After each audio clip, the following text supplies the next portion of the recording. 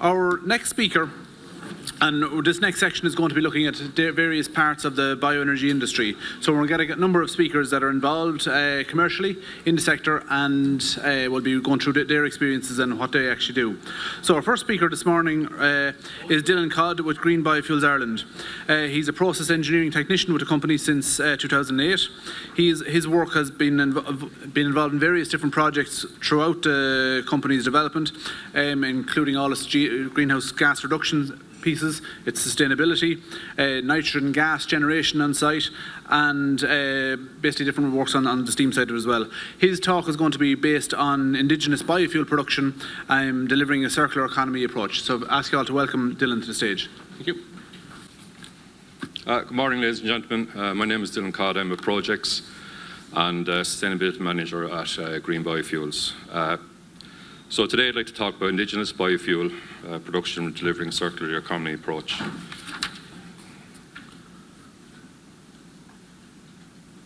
I suppose, who are we? Green Biofuels Ireland was founded in 2004. Green Biofuels is a leading producer of biodiesel, glycerol, potassium sulfate and biodiesel products throughout Ireland.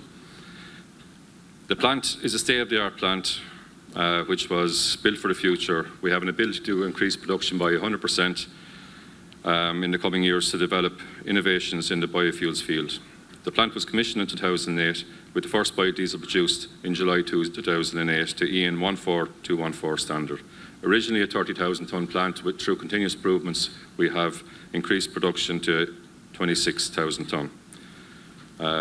Our GHG saving on mineral diesel is 90.3% as audited by the ISCC. So some of the continuous improvements that we have carried out over the years are feedstock pre-treatment, condensate return unit to return steam to the condensate directly, not send it to a hot well, so not reducing the pressure, saving energy, smart operation software to reduce chemical usage and increase energy efficiency, and installation of LNG system to supply our steam boiler with gas rather than gas oil, also saving on GHG emissions. In the future, we look to go to biogas for our steam boilers. We also had a steam pump upgrade to increase the plant output. The plant itself is the Department of Ag licence, and our storage is the Department of Ag licence. Currently, we have 30 highly trained staff which run the day-to-day operations of a fully automated processing plant.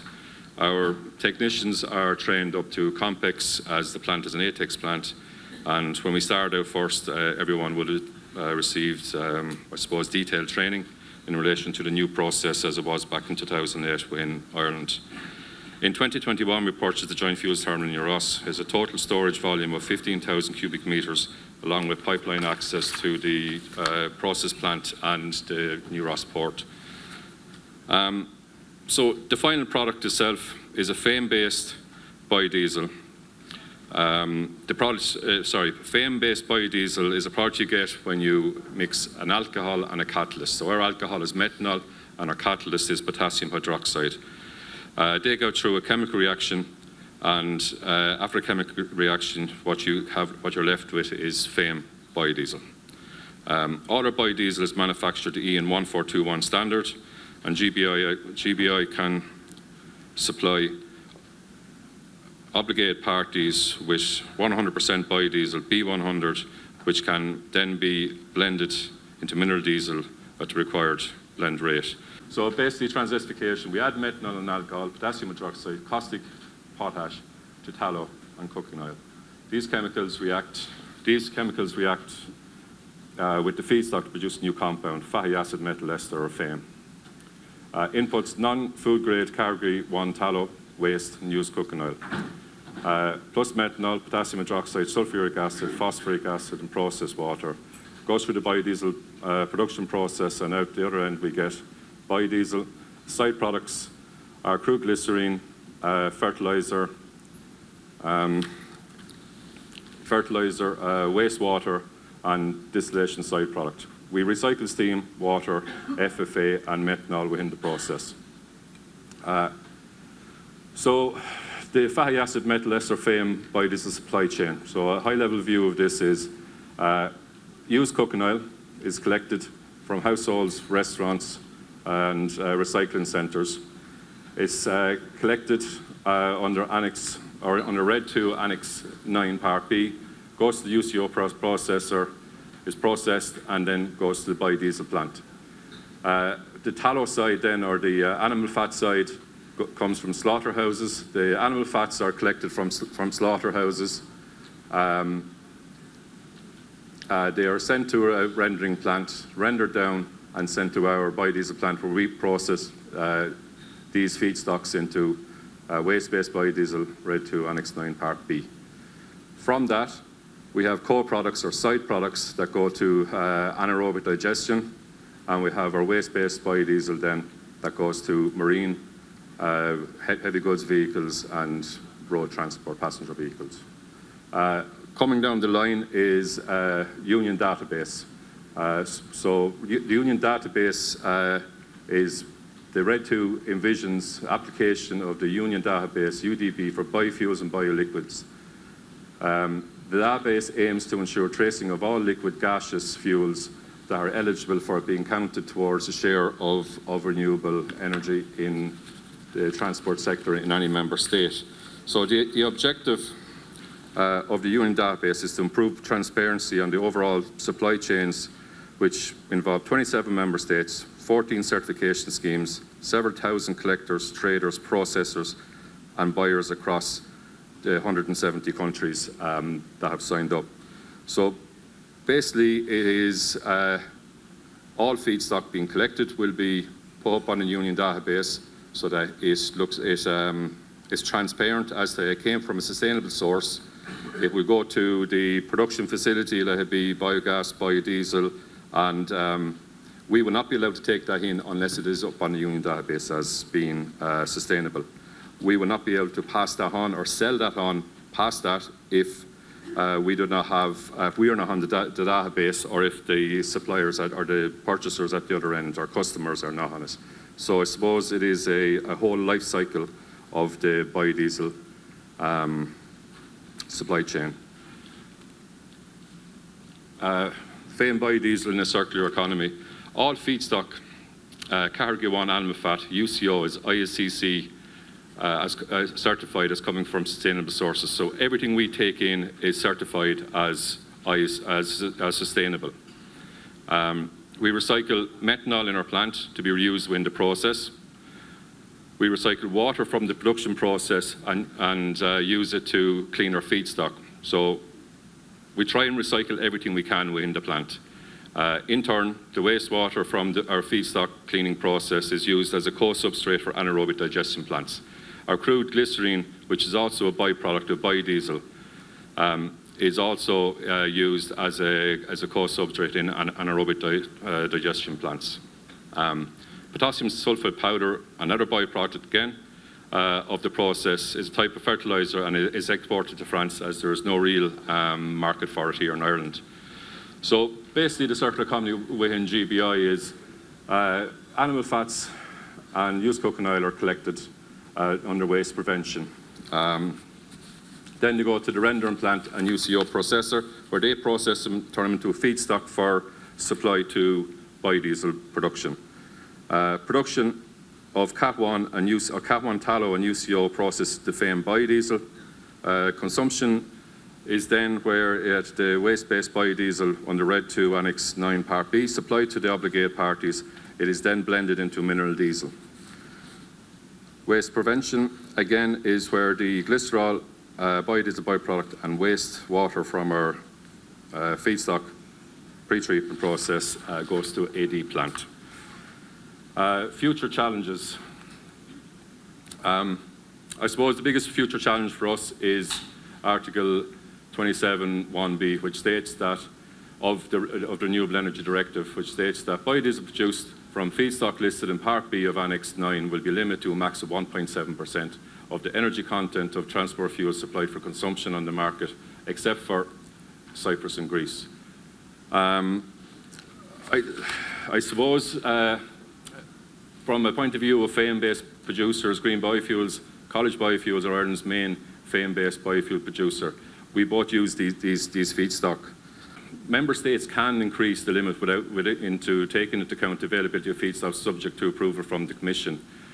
We would ask the Irish Government to seek a derogation from the European Commission from the 1.7% limit on the supply of Annex 9 Part B biofuels. Should it be removed? It should be removed completely. As with this, we will not be able to reach our overall targets for 2030. Obligated parties will be forced to find the next cheapest fuel, which is not as sustainable. Over 90% of all Indigenous biodiesel in Ireland comes from Annex 9 Part B feedstocks. I suppose a Carriga tree tallow opportunity. Carriga tree tallow is not used in flame-based biodiesel currently, as it's not double certified or 2.5 certified. I know Valerie mentioned that feedstock is imported into the country at the moment, but we don't understand, or we would like to see Carriga 1 or Carriga tree tallow should be given to permitting the processing of Carriga tree tallow into non-edible fats in biodiesel. It's currently being exported, where it's turned into HVO in Scandinavian countries and then brought back into the country with the same 2.5 certs that our Indigenous biodiesel, which is sourced from sustainable sources within the island of Ireland, and we only have 2.5 certs, the exact same as imported HVO. So we don't understand why it can be exported. It can't be used under a double certification or 2.5 certification in Ireland, but it can be exported and brought back in then as HVO with 2.5 certification. We need to increase our Indigenous supply of feedstocks to protect biodiesel production, future biodiesel production in Ireland. Future markets, I suppose where we see future markets is increasing the biodiesel blend from B7 to B12. It'll substantially impact on the decarbonisation in the transport sector. So if you put in more biodiesel, you're going to impact the decarbonisation. B20 has been used across Europe and across the UK for heavy goods vehicles.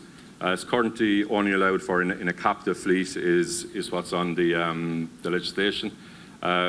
We would like to see legislation for B20 which would allow B20 to be sold to heavy goods vehicles only. We're not looking for passenger vehicles, we're looking for heavy goods vehicles to be the option to run on B20 and with forecourt supplying B20. We would like to see FAME blended with HVO, as they both have the same certs. The RTFO is expected to encompass rail transport in the future, so we do see, I know CIE are using B7 at the moment, but we do envisage in 2025 that we will be putting biodiesel into, or bioenergy into rail. Currently, the relevant disposals for the purpose of the RTFO relates to road transport fuel only. Non-road mobile machinery is outside the scope of the RTFO. I suppose the amount of the gas oil market is roughly the same scale as the petrol market in Ireland, so we do need to get biodiesel into the non-road mobile machinery. The consultation on design of renewable energy or renewable heat obligation. When introduced, the obligation will require that a proportion of the energy supplied to the Irish heat sector will be from renewable sources. When we went through the consultation, question 15 or 16 was in relation to fuels that should be included. FAME-based biodiesel was not included. HVO was included, LPG, biogas, biomass. But FAME-based biodiesel was not included. Almost all Indigenous biodiesel is FAME-based. We would like to see, we would hope to see, and there are other parties that would like to see it as well, in relation to a 7% blend fixed for the first 3 years and then increasing to 15% of biodiesel within the heating oil sector. This is really what we see this going to is we see it going into gas oil. The issue with kerosene is that kerosene, what we're told by NORA, is that it comes into one supply vessel, intake vessel, and then it's split for aviation and it's split for home heating.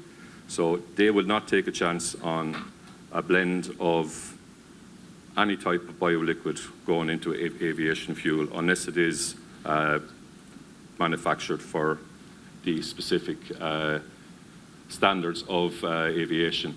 So we do not see, currently we do not see biodiesel going into kerosene. We think that government policy should support FAME-based indigenous biodiesel produced from sustainable feedstock sourced on the island of Ireland over imported bioliquids. On August 17, 2023, the European Commission officially opened an anti-circumvention investigation to address the suspected evasion of EU countervailing duties on Indonesian biodiesel imports via China and the UK. What's happening here is that Indonesian or Southeastern Asian bioliquids are being brought into or being exported to China and the UK. They're being relabeled as being produced in those countries and then exported into the EU. China and the EU are outside of the they're outside of the they're outside of the law and the EU legislation in relation to this. So we're still waiting on more information on that to come back, but earlier in 2023 the ICC initiated unannounced integrity audits of both randomly selected biodiesel and HVO plants in China. These audits resulted in 7 ICC certs being withdrawn or suspended. So I suppose just to recap then on who we are, what we do. We produce biodiesel, B100, FAME-based biodiesel. Feedstocks are Cargo 1, animal fat and UCO, IEC certified as waste-based, sourced from sustainable sources on the island of Ireland.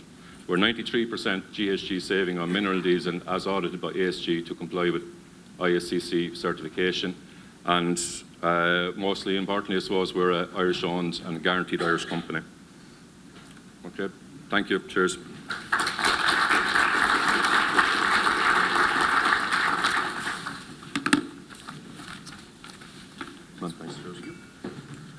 No, thanks very much, Dylan. It's good to see. It's an industry that has been a part of Verbia for well over a decade at this stage, is the production of FAME on the island of Ireland. So it's good to see it going strong, and definitely is a place going well into the future. So